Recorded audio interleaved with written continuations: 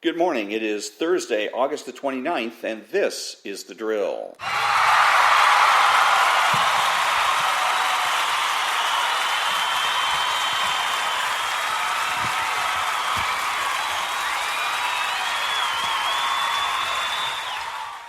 And good morning, and thank you very much.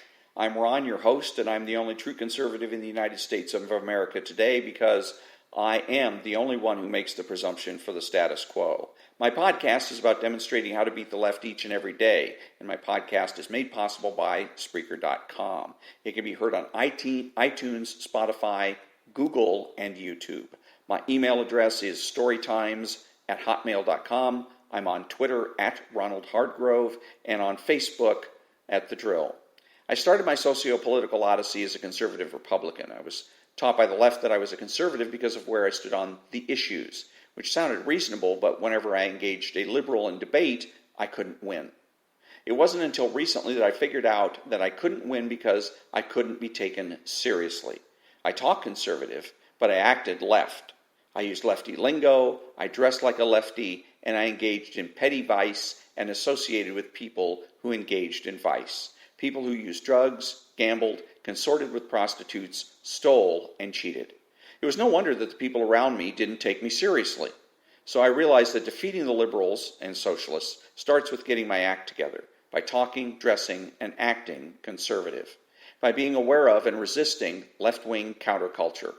By becoming a true conservative, I will not only win, I will never lose.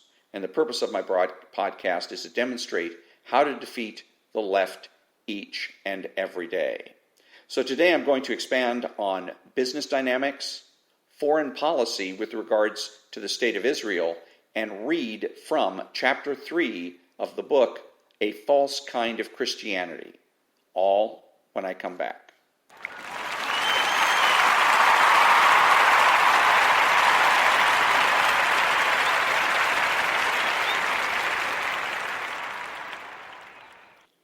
Thank you very much. Welcome back. Business dynamics. The conservative, realistic business dynamic is customer-centered. The customer drives the process. This process, and I should say not only the conservative, but the capitalist business dynamic. This process is realistic because businesses are created to serve the wants and needs of customers. The socialistic or idealistic business dynamic is employee-centered. This process is idealistic because it ignores reality. The employee's wants and needs drive the process, and the customer has a duty to support the wants and needs of the company and its employees. The customer has the duty to purchase goods and services in ways and means and at times that satisfy the wants and needs of employees. The business dynamics of the United States are shifting from realistic to idealistic, and the customer is paying the price. Poor customer service is rapidly becoming the rule rather than the exception. An example of this is represented by a sign that I saw in a store window. The sign read, quote, "Shop small," unquote. It was a clear command to consumers to do business at this small retailer as opposed to buying from stores like Amazon. Shop small is a socialist movement to disregard common sense business principles and replace them with political concerns. If the business was capitalist and conservative, the sign would have read, quote, "We apologize. We know that we have repeatedly let you, our customers, down. We know that we have failed to provide you with goods and services in a timely manner. We promise to correct our errors and ask you to give us another chance." I have shopped small. I've gone to a record store to buy 2 particular CDs. I've gone to the store looking for these CDs on several occasions and have left disappointed each time. I was told that the CDs could be special ordered, but that I would have to wait for up to 2 weeks to get them. Why? Why should I wait 2 weeks when I can get them from Amazon tomorrow? This is an example of a situation where the customer comes last. The shift from a customer-driven system to an employee-driven system is a nationwide cultural trend. Even Amazon is affected. Whenever I call Amazon customer service, I end up talking to somebody in India or the Philippines. I'm told that my conversation with these so-called customer servants is going to be recorded so as to further emphasize that my needs are secondary. So, how can a conservative win here? Two ways. First, as a business owner, by exploiting the customer service vacuum and creating businesses that will restore the customer-driven business dynamic and therefore restore capitalistic and realistic conservative business practices. Second, as an employee, to always remember that you were hired to serve the needs of the customer and not yourself. Yes, the business trend in this country is towards socialism, but it is a trend that can be and should be reversed. And when I come back, foreign policy as it applies to Israel.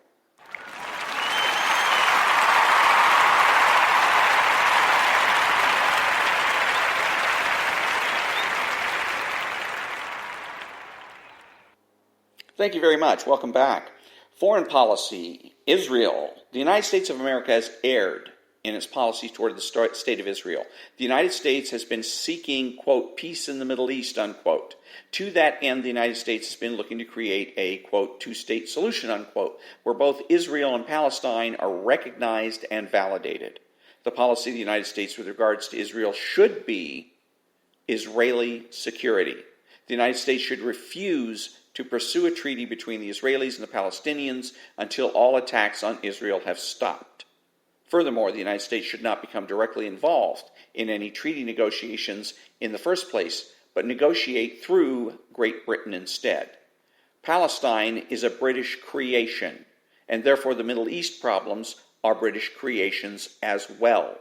In keeping with my no janitorial service foreign policy, the British should be required to take the lead on Middle East peace and thereby clean up their own mess. Remember that a lot of problems in the world were created by empire building by the British, French, Italians, Dutch, Spanish, and Portuguese. There is no reason, and it is indeed immoral, for the United States to shield these countries from the consequences of their own actions. When I come back, it's going to be chapter 3 of A False Kind of Christianity.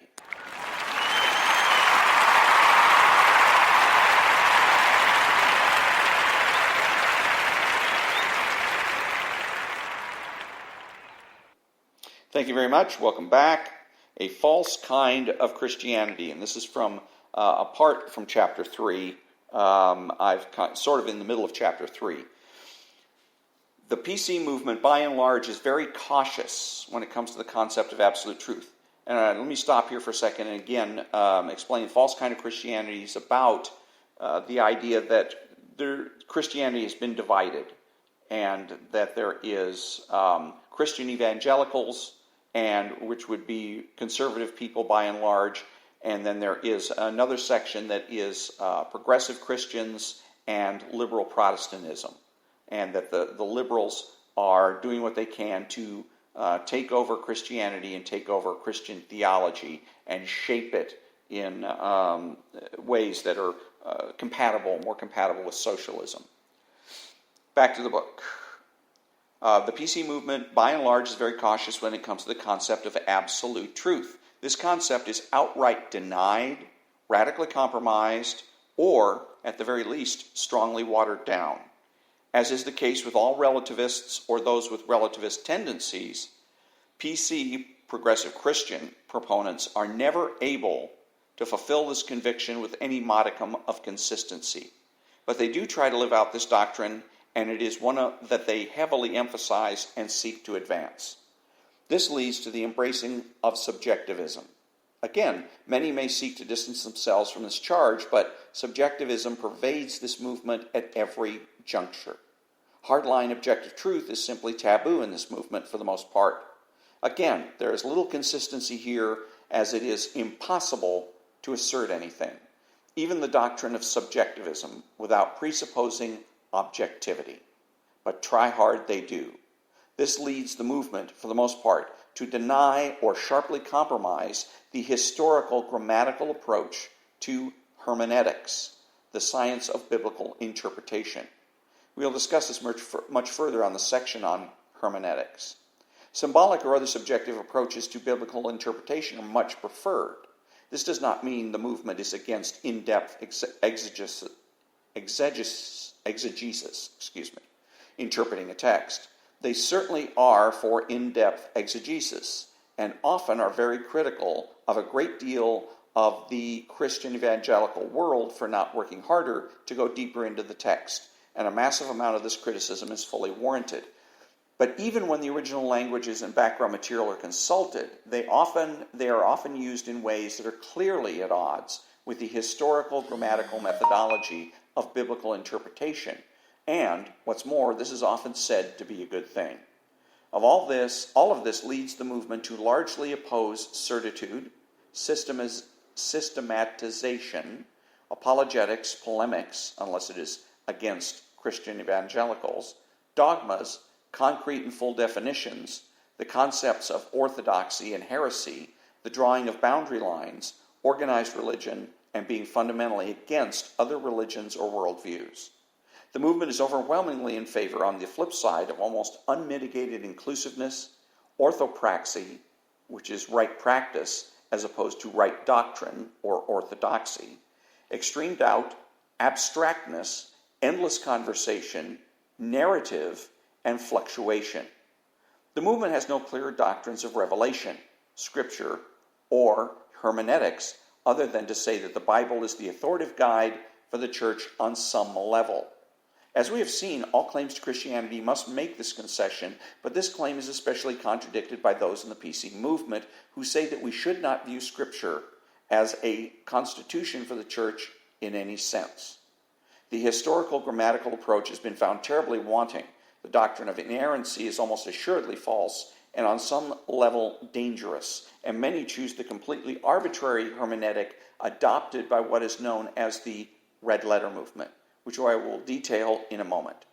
These are all the reasons why the movement is so broad, eclectic, and hard to pin down. The movement largely attempts to defend itself through a bizarre hermeneutic known as the Red Letter Movement.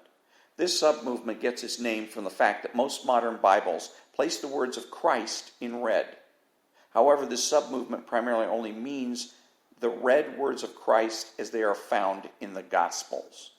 This represents the closest thing to a concrete hermeneutic within what is a very confused movement on the issue of hermeneutics. It should be said, though, that this hermeneutic is not held to as broadly as most of the other doctrines I attribute to the movement. Many have no qualms about questioning even the words of Christ found in the Gospels. With that said, the basic idea behind the Red Letter Movement is that the words of Christ really form the true canon. The term canon refers to the collection of true scriptures that have been inspired by God and once finished resulted in the Bible, and must be used to interpret the rest of the Bible. We will see how utterly arbitrary, inconsistent, dishonest, and just how downright false this approach truly is. Now, this may sound like the movement is not very academic or is against academics, but in an almost inexplicable manner, the movement practically worships secular academics. I have often joked that the progressive Christian followers live in a constant state of fear that behind every nook and cranny may be hidden an academic who thinks Christians are stupid. Oh my. If secular academia proclaims something to be true, then it must be believed. Everything else is open to interpretation and doubt, but not the near divine decrees of the secular academics. I'm, of course, exaggerating and not being entirely fair as, again, there is a tremendous amount of diversity within the progressive Christian movement. But a general spirit of this nature behind this movement as a whole cannot be denied. Now, progressive Christian teachers will be very clear that progressive Christianity cannot be established through academic means. That is done primarily through an appeal to emotions, which we will see as a completely bogus approach in trying to prove one's point of view. But where academia has spoken, the Bible and PC theology must submit. There's no clear doctrine of God within the movement other than a general recognition of the Trinity and the goodness of God, and strong denials and or compromises on a number of the attributes of God. We will discuss all of God's attributes when we discuss the concept of perfection. The movement as a whole is tacitly opposed to the doctrine of God's impassibility, the doctrine that God cannot suffer in any ultimate sense. The movement either denies or radically compromises the doctrine of God's wrath. God is holy and just in a vague sense, but he either does not have wrath at all, or he does not have it in the traditional Orthodox understanding. The movement either denies or radically compromises the sovereignty of God. Many express a view of God where he's hardly in control of things, but largely reacts to the universe and for the most part has no control over evil. Many either embrace or at least open to the doctrines of open theism. Open theism is a movement that sprouted up in the 20th century largely based on the philosophy known as process philosophy, which emphasized change and becoming over constancy. I do not include open theism under the label liberal Protestantism because huge portions of the movement accept the doctrine of inerrancy and have fought hard to try to be included within the ranks of Christian evangelicals. But the movement is clearly heretical as it denies or severely compromises a number of the attributes of God. Open theism denies or severely compromises the simplicity of God, the doctrine that God has no parts and all of his attributes are equally important.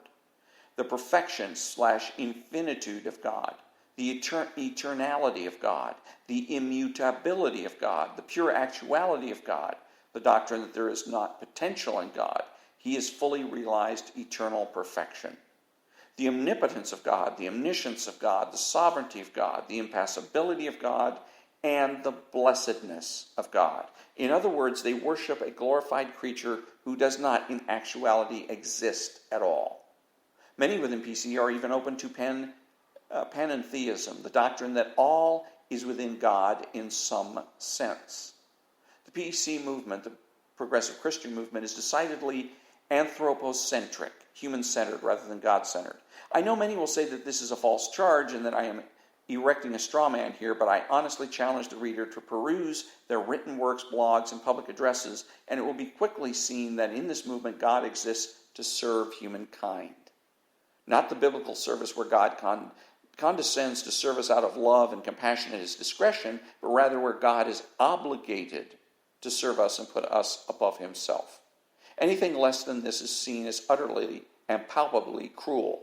God is repeatedly said to be so secure in himself that he does not get mad at us for not worshiping him, not serving him, and doubting him. How could he? This saddens him on some level, but he can also take it and would never be angry with us over our rejection. This entire conception so fundamentally misunderstands the nature of God, it is staggering. I will detail this more later when we delve into the objections leveled against our faith. The movement, for the most part, formally holds to the Nicene Creed. We have just seen in our discussion on the doctrine of God how this is rather dubious, a subject that will be explored further later. But because of this general adherence, the movement, for the most part, holds to a relatively orthodox anthropology, the doctrine of humankind. Other than in the areas of sin and gender, a relatively orthodox Christology, the doctrine of Christ, and a relatively orthodox eschatology, the doctrine of final things. Terrible compromises are made in each of these areas, and some outright deny essential elements of these theological categories. But the movement, for the most part, is somewhat guarded by the Nicene Creed from straying too far in these places. I'm going to go ahead and stop it there. And I would want to say that this explains a lot of why you see so many churches and church members and church clergy getting involved in worldly issues. Even the Catholic Church is having a tendency to go in that direction. The church was challenged decades ago about being relevant. There's a lot of people on the left that say, well, the church really isn't relevant. And why isn't it relevant? Because it's not dealing with worldly things, poverty and social justice. And that's not what the church is about. It's about one's immortal soul and whether or not you're going to end up in heaven or you're going to end up in hell. But this is where all of those, this is the doctrine that supports those people. Here, a classic example is the church in Pasadena, and it is a Methodist church, and it was in the news because under the Bush administration, it was going to have its tax-exempt status checked and possibly removed because the clergy in that church were getting involved in politics openly when they are in the pulpit and they are preaching to their laity, so to speak. They are getting involved in politics and giving people political advice as to how to vote or how to think politically, and getting involved in various political issues. And that's, again, lefty. It's like I've said earlier on one of my other broadcasts that so many churches are not really churches at all, but socialist clubhouses. But the socialists like to use the churches because it's a weapon. It's a great weapon. You have somebody that stands up and says, hey, I'm a minister of God. I'm a member of the clergy. And I say that President Trump should be impeached. That carries a lot of weight, psychologically, if nothing else, if not theologically. So I will return to reading this at another time, but I thought that this is so excellent, his analysis. It's in-depth and spot on. I mean, it just hits all the right chords. The way he expresses it is not always the best, but other than that, he's spot on. Back in a minute.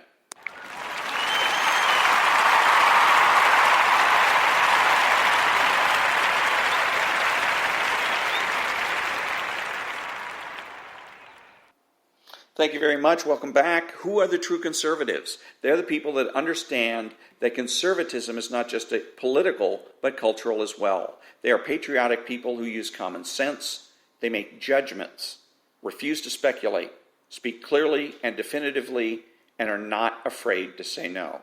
They are open-minded, asking why rather than why not. They are consistent, credible, influential, not ashamed of their existence, and unafraid to learn or correct their mistakes. They are normal Americans. And that brings me to the conclusion of another episode of The Drill. And until next time, thank you very much for listening, and have a great day.